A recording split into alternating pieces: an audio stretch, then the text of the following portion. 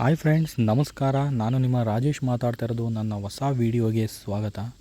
ಯಾರ್ಯಾರು ನನ್ನ ಚಾನಲ್ನಲ್ಲಿ ನನ್ನ ವೀಡಿಯೋಸ್ನ ನೋಡ್ತಾ ಇದ್ದೀರಾ, ಯಾರ್ಯಾರು ಇನ್ನೂ ನಮ್ಮ ಚಾನಲ್ನ ಸಬ್ಸ್ಕ್ರೈಬ್ ಆಗಿಲ್ಲ, ದಯವಿಟ್ಟು ಸಬ್ಸ್ಕ್ರೈಬ್ ಆಗಿ ಹಾಗೂ ಬೆಲ್ ಐಕನ್ ನೋಟಿಫಿಕೇಷನ್ನ ಆನ್ ಮಾಡ್ಕೊಳ್ಳಿ. ಇವತ್ತಿನ ವೀಡಿಯೋ ನಿಮಗೆ ಗೊತ್ತು, ತಮ್ಮನೇನಲ್ಲಿ ನೋಡೇ ಇರ್ತೀರ. ನಮ್ಮೂರು ಜಲಪ್ರಳಯ ನೋಡಿ. ಇದು ಜುಲೈ 31 ಆಗಸ್ಟ್ ಫಸ್ಟ್ ಟೈಮು 2024 ಇದೇ ವರ್ಷ ನಾನು ವೀಡಿಯೋ ಮಾಡಿರೋದು.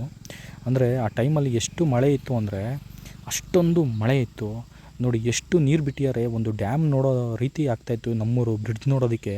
ಇದು ನಮ್ಮೂರಿಂದ ಏನೊಂದು 1/2 ಕಿಲೋಮೀಟ್ರ್ ಇಲ್ಲ, ಇಲ್ಲೆಲ್ಲ ನಮ್ಮದೇ ಸುತ್ತಮುತ್ತ ತೋಟ ಗದ್ದೆ ಎಲ್ಲ ನಮ್ಮದು ಇದೆ.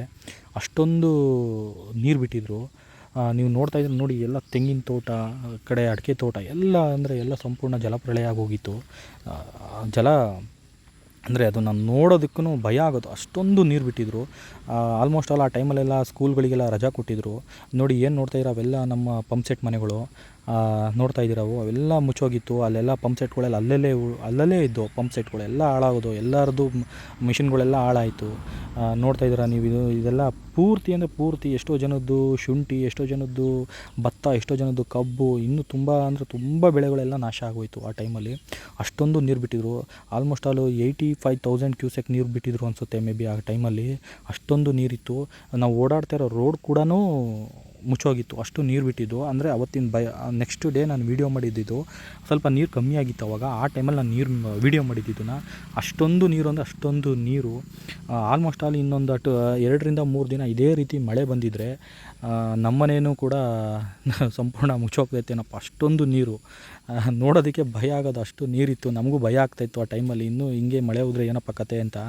ಅಷ್ಟೊಂದು ನೀರು ನೋಡ್ತಾ ಇರೋ ನೋಡಿ. ಎಲ್ಲ ತೋಟ ಗದ್ದೆಗಳೆಲ್ಲ ನೀರು, ಅಷ್ಟು ನೀರು. ನಂತರ ದಿನಗಳಲ್ಲಿ ಮಳೆ ಸ್ವಲ್ಪ ಕಡಿಮೆಯಾಗಿ ಹೊಳೆಯಲ್ಲಿರೋ ನೀರು ಸ್ವಲ್ಪ ಕಡಿಮೆ ಆಗ್ತಾ ಬಂತು.